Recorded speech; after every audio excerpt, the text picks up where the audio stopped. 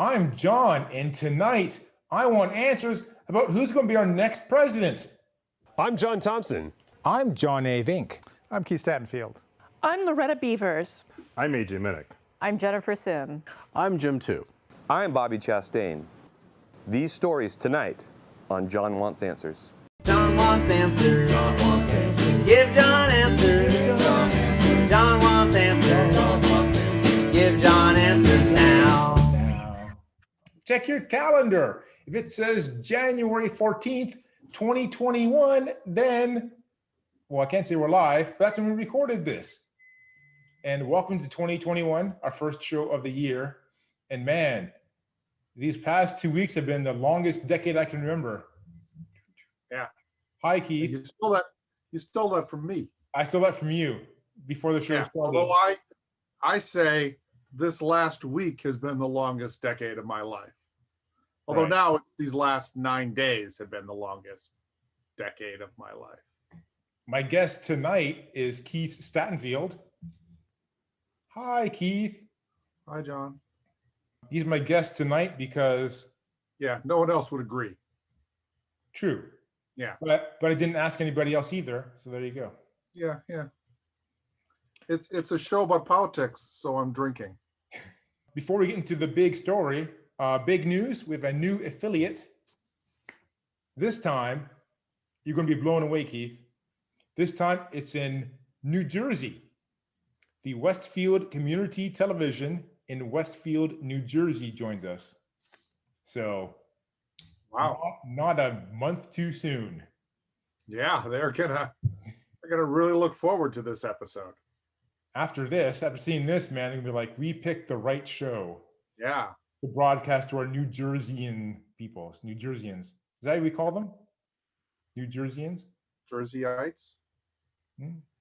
Jersey Files? Okay. Jerseyans? This is going to be like a 4-part show. We're going to talk about the Georgia Trump phone call, then the Georgia Senate results, and then the Congress certification of the election results, and then insurrection. Yeah. If we have time, we'll talk about the insurrection. Inauguration. Okay, we got a lot of stuff to go. So let's get started right away. We had the Georgia Trump phone call. Now, this is where Donald Trump called someone in Georgia. Who did he call? Secretary of State, Brad somebody.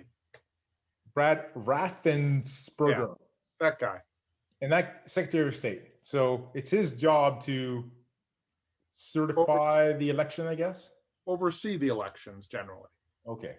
Like usually all registrars of voters report to the Secretary of State in most states. We all heard this hour-long phone call. How is that possible? We got ears? Well, I guess the phone call was recorded. Yeah. Okay. Who recorded the phone call? I don't know for sure, but clearly someone in Brad's office. Okay. Either Brad or Brad's lawyer someone said they were all on cell phones, and that kind of surprised me that they were able to record the call, but someone did. Mm-hmm. And so it's in Georgia, legal. Is it legal to record a phone call without everyone knowing?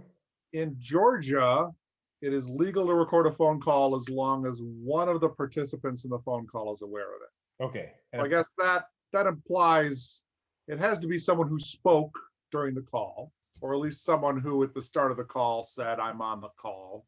So on this call, what was Donald Trump asking for? Mostly Trump seemed to be badgering Brad to change the already certified results for Georgia such that the winner was not Biden-Harris, but instead was Trump-Pence. So he was looking for... At the point in time he called him, there was no way that would happen because Georgia had already certified its results. It had already picked its official electors. Its official electors had already sent their votes to Congress. You can't change it at that point. Yeah, they went to the Electoral College. They voted. The results were en route, I guess, to Congress. They didn't go to the Electoral College. They are the Electoral College. Is the Electoral College a physical place? No. Only in our minds. Yeah.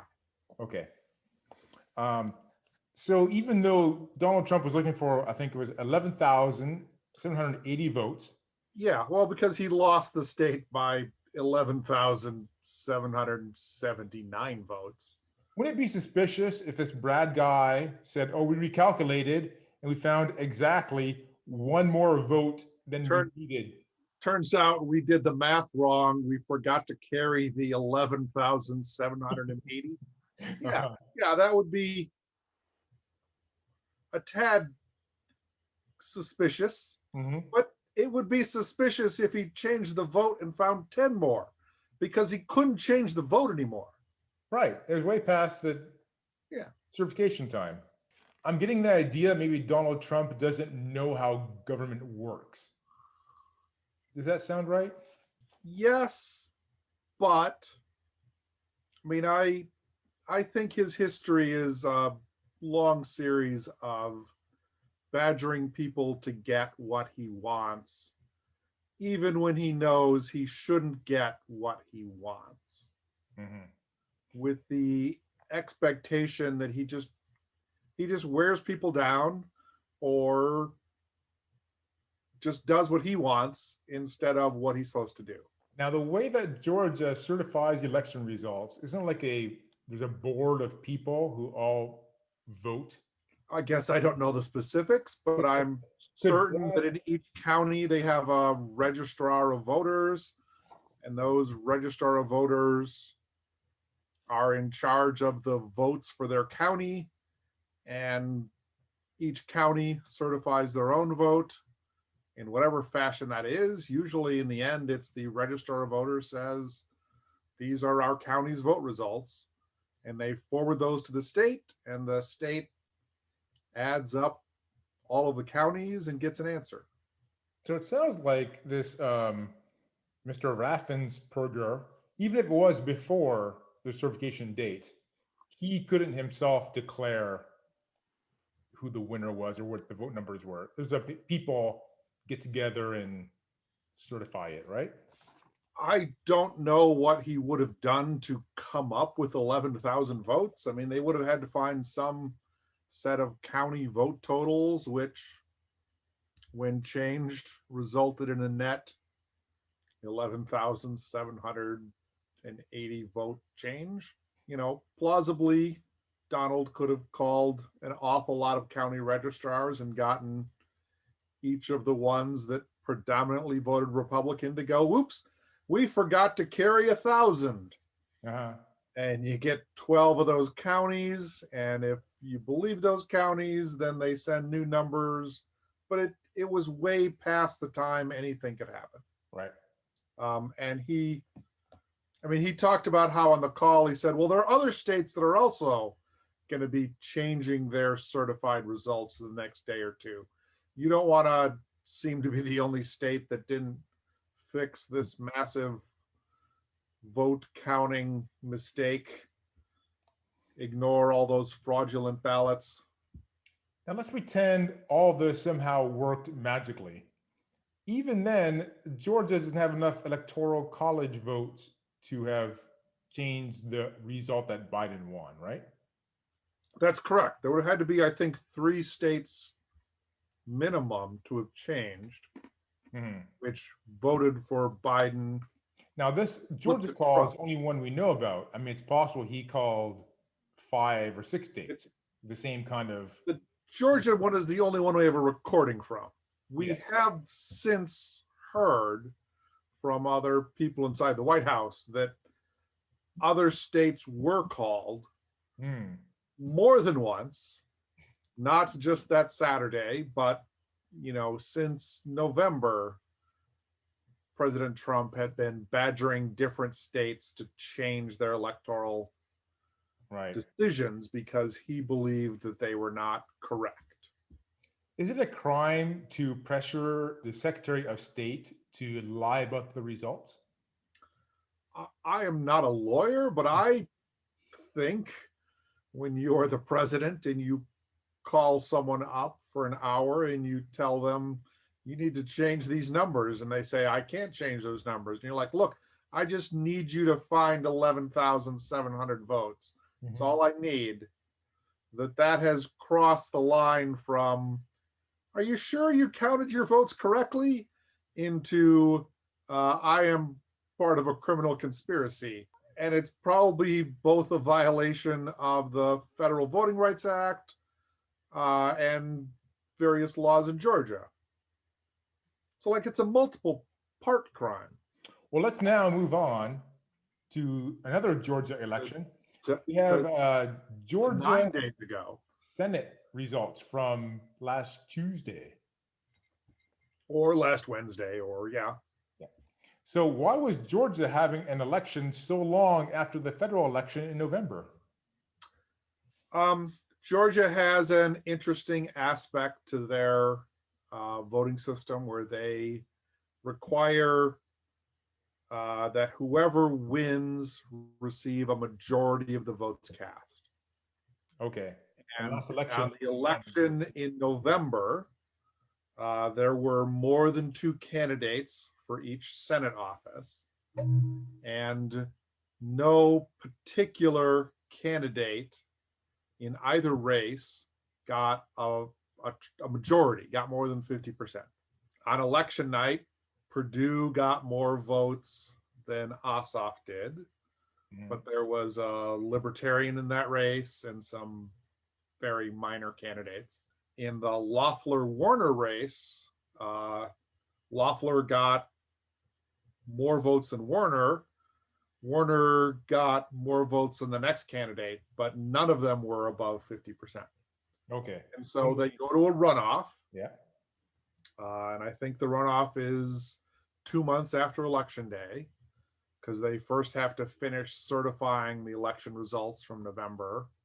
And that happened in early December, or possibly late November. And then they had a month for the second campaign, where the only 2 candidates were the top 2 vote getters from the previous election. Right. And in that case, it's almost guaranteed that one of the 2 of them will get a majority. Right. I'm not even sure if the law requires someone to get a majority in the runoff. In the runoff, it may just be whoever gets the most votes. But if you got the most votes and there's 2 candidates, by definition, has to be a majority, right? You could still tie. I don't know what happens then. Maybe they flip a coin. Some places do that. So who won this runoff? In this case, in both races, the Democratic candidates won. Reverend Warnock won against Senator Loeffler, and John Ossoff won against Senator Perdue. Now, why was this race so important? It became important after November 4th because, as it turns out, the result of all of the other Senate races in the country were that the Republicans did not have a majority without winning one of these 2 seats. And the Democrats would be in the minority if they did not win both seats. So they won both. Even having won both seats, the Senate is divided 50-50 if you include the fact that that 1 or 2 senators are independents, but they caucus with the Democrats. Bernie Sanders isn't a Democrat, he's an independent, but this is a very exciting time for our new vice president. How would you pronounce the name of the vice president-elect? Vice President Harris. Okay.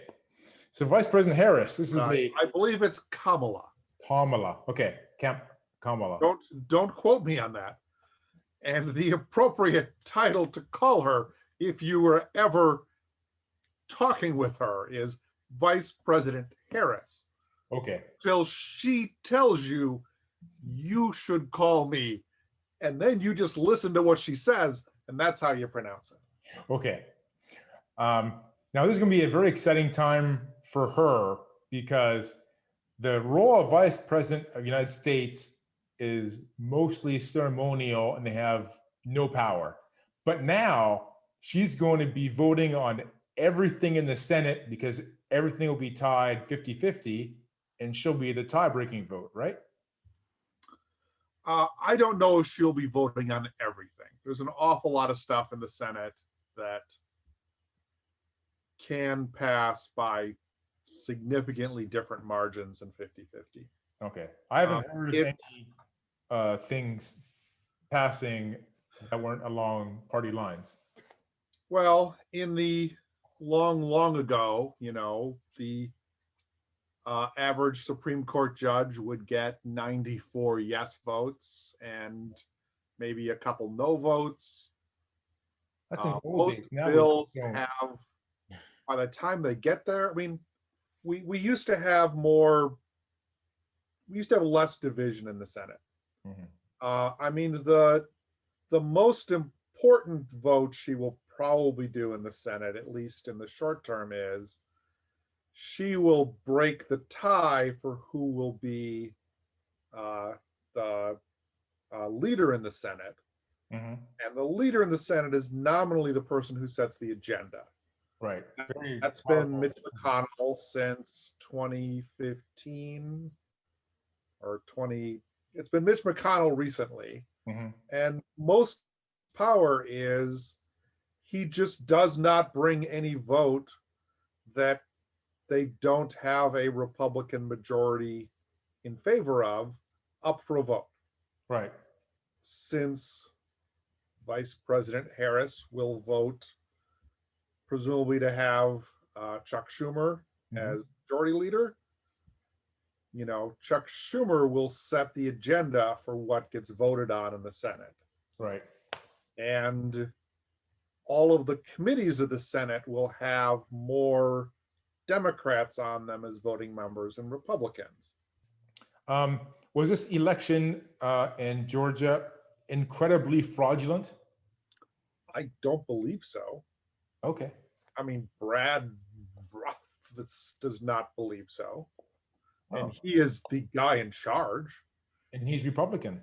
And numerous papers have not found any significant evidence of fraud. They did find a couple fraudulent votes in Georgia Really? in the November 4th election. How many?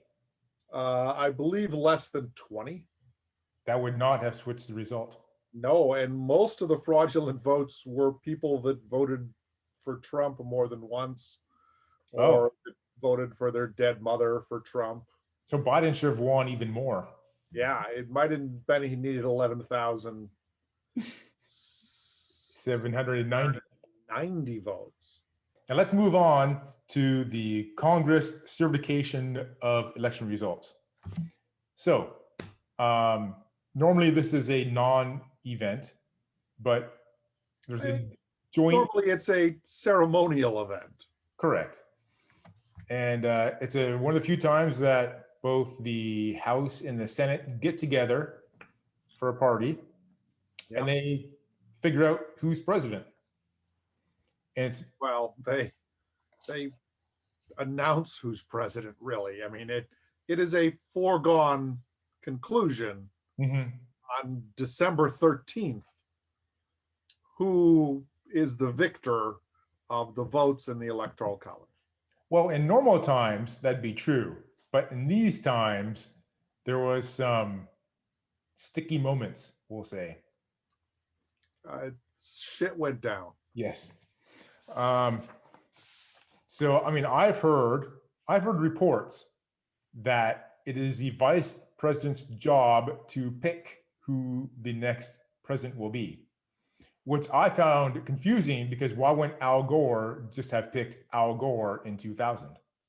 Well, if the vice president's job is to pick who the next president is, we could save a lot of trouble with all that electing. Yeah, we wouldn't need elections anymore.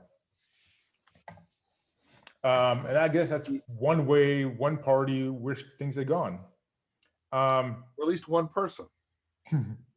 What was the vice president's role during this meeting in Congress? I mean, the vice president is the presiding officer in the Senate. You know, that goes back to the very, very first, to the original Constitution, when they thought the vice president would have more of a opposition-y role in government. I mean, vice president used to be the person that got the second most votes for president. Right. It was not a He running was mate. It was a running almost opponent. certainly opposed to the president, Mhm. which was why he never got invited to cabinet meetings and never had anything to do. And then they realized that is very, very dumb. Yeah. And they changed it. They left him as a presiding officer in the Senate for reasons. Mhm.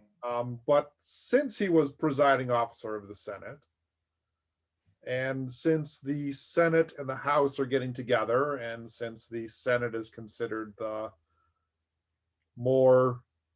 higher status body, he was chosen to preside over this particular aspect of when the House and the Senate come together to count the electoral votes for president.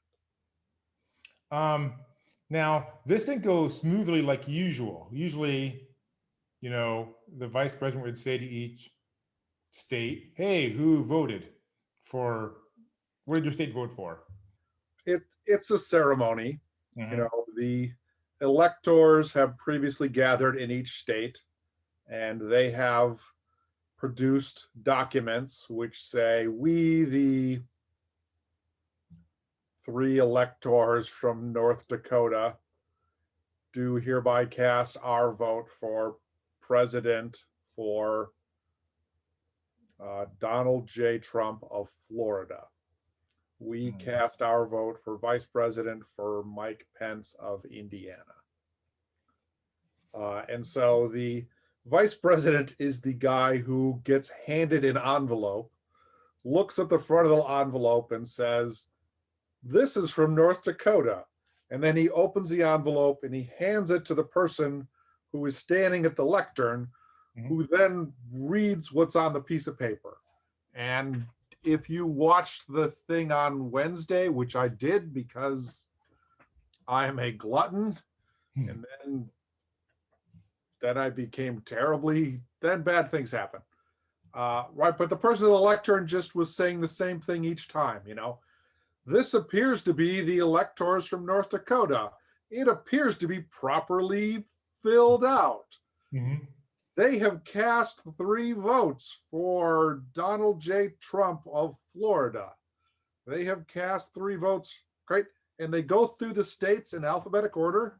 Mhm. You know, it takes 3 or 5 minutes per state. And so, yeah, add all of that up, and it's a couple hours of time of the vice president standing and smiling, and persons switching out at the lectern every so often. And off to the side, in theory, there's a guy with a piece of paper writing the numbers down, except they don't have that because everyone knows what the total is, and they've known what the total was since December. Mhm. So at the end, Michael Pence would say, and the net results are Joseph Biden of Delaware has received 306 electoral votes. Donald J. Trump has received 232 electoral votes. Joe Biden received enough electoral votes and is the elected next president of the United States. Now, this time, they were reading the states alphabetically, Yes. got to Arizona, and there was an objection. There was. The procedure allows members of Congress to object if they believe the ballots they've gotten shouldn't be considered.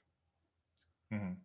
And that goes back to during the Civil War, or before the Civil War. In some states, the legislature looked at the election for president and sent the copy of our electoral votes to Washington, and The governors sent a different set of electorals to Washington because there was some conflict about who had who had won the state, and there was disagreement. And so in Congress, if you have two envelopes from North Dakota, each claiming to be a valid envelope from North Dakota, someone has to decide which envelope counts, if or that neither envelope counts. So the process was, if a member of the House and a member of the Senate each have signed a letter saying, I object to the certification of the electors from Arizona, then Congress splits up. The Senate goes back to the Senate chambers. The House stays in the House chambers because they did it in the House chambers because they're bigger. They have up to 2 hours for the people who objected to state their case, and for the other people that believe, they have 2 hours to have a discussion.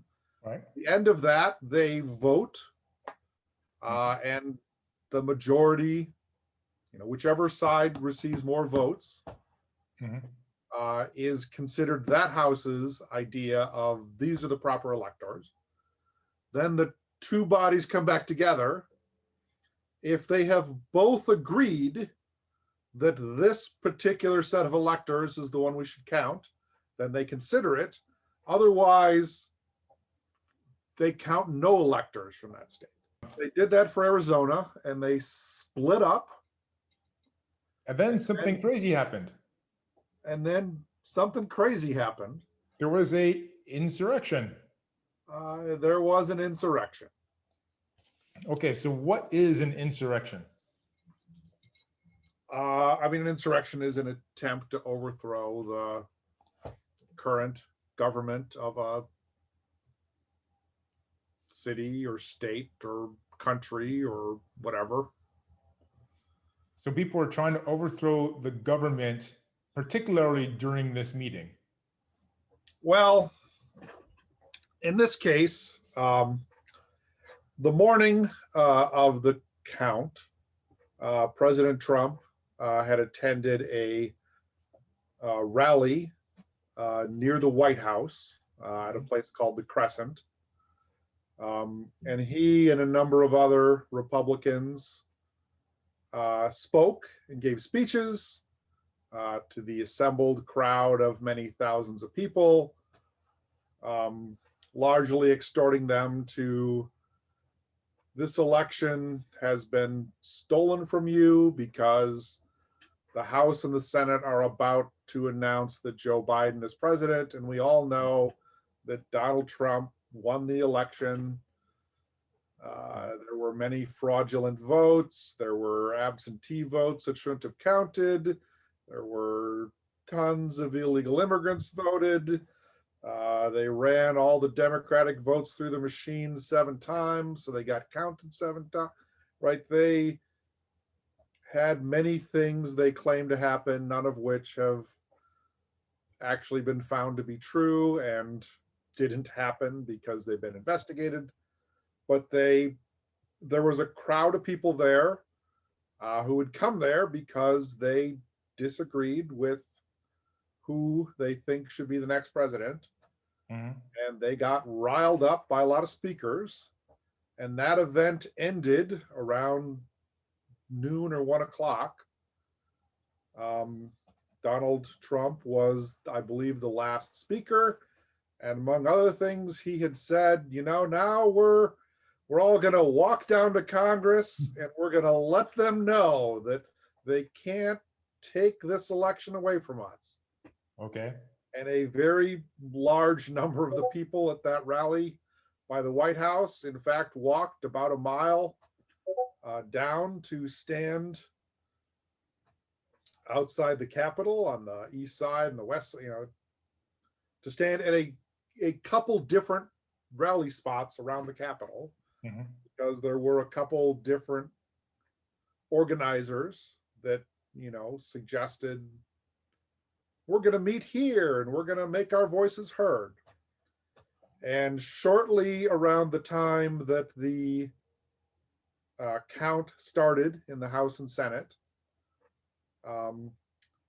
one of the things Donald Trump has been saying for months is that Mike Pence should decide who gets to be president. Mhm. That Mike Pence can decide what electoral votes count. And Mike Pence had been saying that is not something the Constitution or my understanding of the law or my ethical code allows me to do. Right. And so he announced he was not going to do that. And at that point, a number of the people outside essentially decided, well, we're not going to be outside. We're going to go inside. What they wanted to do when they were inside is unknown. And there were a lot of people there and different people had different thoughts. But largely, I think they wanted to disrupt the vote and keep it from happening, with the belief that if Congress doesn't vote today, then we'll have some other way of deciding who the next president is. Clearly, when they entered the building, the Capitol, they were all shot, right? They were not all shot. They were not all shot. No, I believe at most one of them was shot. Only one? I believe that's correct. How is this possible? Don't we spend like billions of dollars on national defense? And then apparently all people can just spend more than billions of dollars on national defense. Really? I mean, we have spent trillions of dollars on national defense. It depends on how far back you want to go. But we couldn't defend the government against being overtaken by its own people. We did not do a good job of protecting the Capitol building from a very large, unruly mob of people. That said, I mean, if you have 10,000 people that want to go somewhere, it is very hard to keep 10,000 people from going somewhere unless you are willing to indiscriminately mow them down. And generally, we don't indiscriminately mow people down. I didn't think that Antifa was, so violent to try and break into a building like the Congress. Well, you have not been paying attention to your Parler feed or the things your uncle posts on Facebook. So are these not Antifa people? I believe very, very few of them were Antifa people.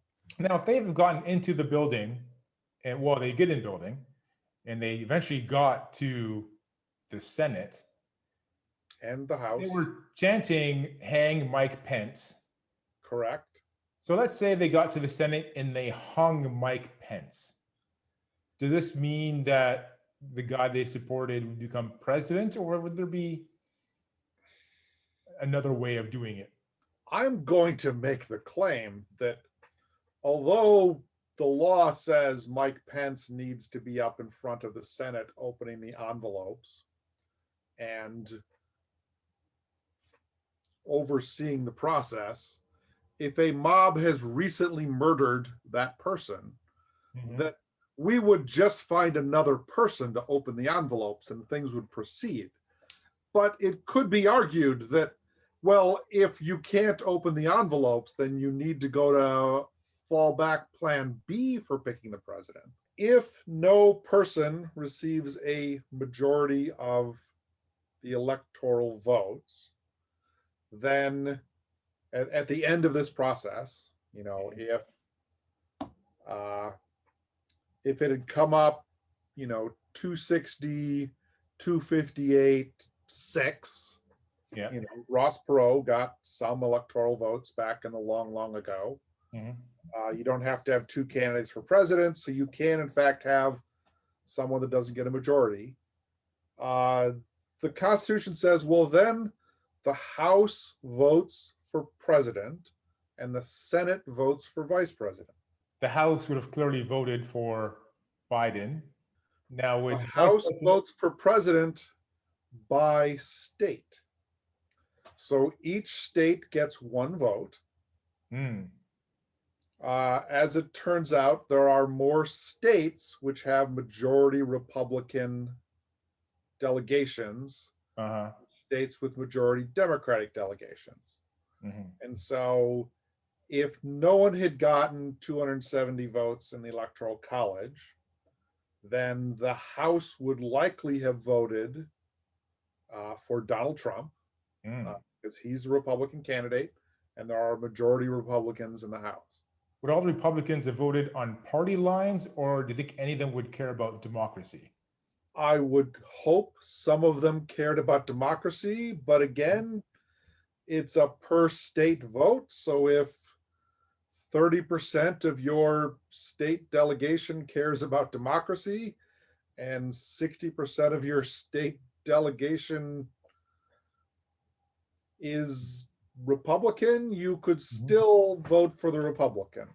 I mean, we have not selected a president that way in a very long time. So after this insurrection of the Capitol, have there been many arrests?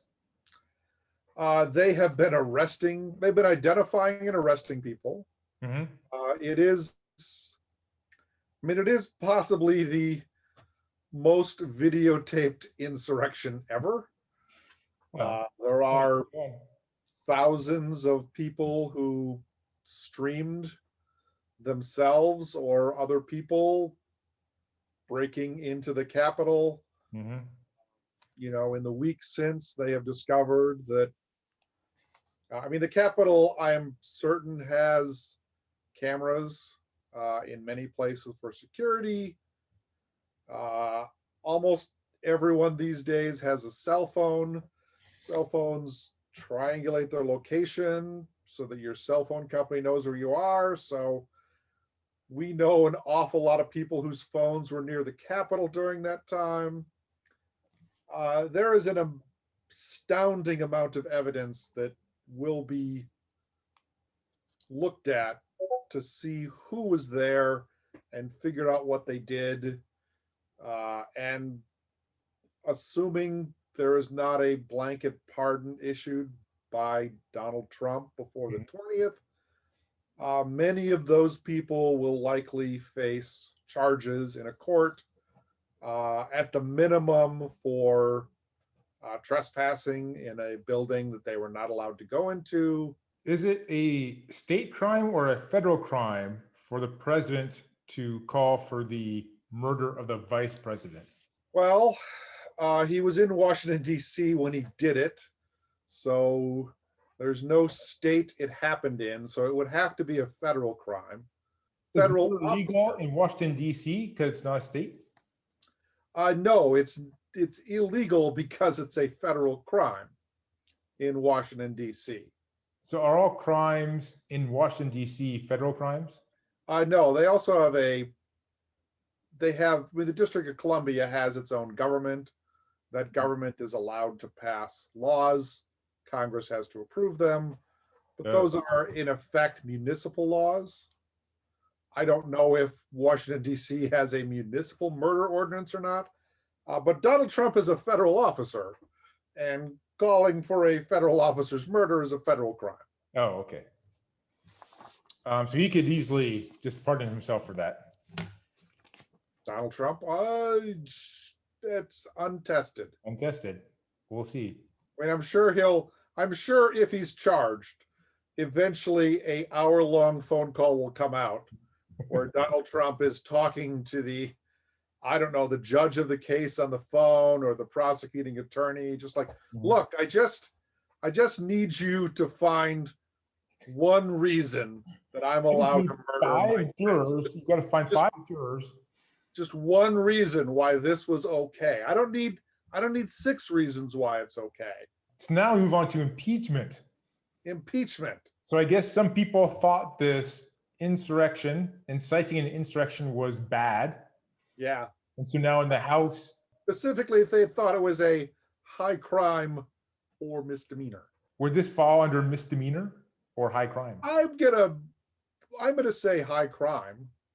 I heard that high crime doesn't mean that the crime itself is higher than other crimes, but someone who's high level in government committed the crime. Was that on the citizenship test? Because truthfully, when I was in school, we did not spend a lot of time on the definition of high crime. It was unlikely any of us were ever going to do it. So there's been an impeachment, and now it's the job of the Senate to convict him. Is this going to happen before his term is up? Well, it's the job of the Senate to try him. Right. If 2/3 majority of those present believe he is guilty of a high crime or misdemeanor, then he is convicted. Mm-hmm. And if he is convicted, he is removed from office. And after he is convicted, the Senate can impose other, I'm going to say punishments, but they're not quite punishment, can impose other conditions as well. But do you think that the trial and the vote will happen before Donald Trump's term is up? It appears today to be highly unlikely. The Senate is not in session at the moment. So is there a point to having the trial if he's already out by the time they have the trial? Well, that is a ethical question. We have a justice system which convicts people because justice needs to be done. You need to convict him in order to impose additional conditions. One of the additional conditions that many senators believe is appropriate is a prohibition against ever holding any position of public trust or authority again. Mm-hmm. That would prohibit him from ever running for office or being appointed to anything. From the perspective of the future, we may want to say, since someone could foment and encourage an insurrection 1 year into their presidency, it would not be good for them having done that and having failed and then having been impeached in the future, for them to be able to point back and go, well, you didn't impeach the last guy that did an insurrection, so I don't think you can impeach anyone for doing an insurrection. It can serve as a warning, as a stake in the ground for what is acceptable and not acceptable to the population of the country as to the behavior of our chief executive. Well, that's our show this month. Yeah, heck of a show. Thanks for joining me, Keith. And hopefully next month, we'll no longer be doing shows on who is the next president. Well, we could mention it briefly during the opening. Yeah, we could say, now we know. Now we know. Yeah. Because after the inauguration, that's President Pelosi was a bit of a surprise, but okay. All right, good show. High five.